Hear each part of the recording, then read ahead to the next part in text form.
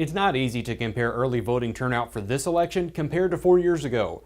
Back in 2020, every registered voter was sent an absentee ballot application during the pandemic, so absentee voting broke records as a result.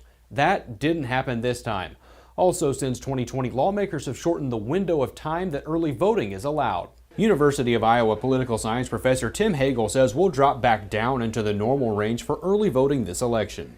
With the 2020 or 2024 election, we should be expecting, again, probably a little bit below the 2020 turnout, but a little bit above the 2016. Cornell College political science professor Megan Goldberg says she still expects turnout to be very high. This is indicative of a really high turnout election year. I don't know how it'll compare to 2020 when we had record high turnout, especially among certain groups.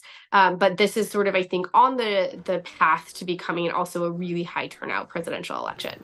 So far, about 10,000 more registered Democrats have voted compared to registered Republicans. Generally what happens is that the Democrats, again, do very well in terms of getting those absentee requests out. So they have usually a very high, very steep curve at the beginning of it. And then it levels off as we get closer to the election.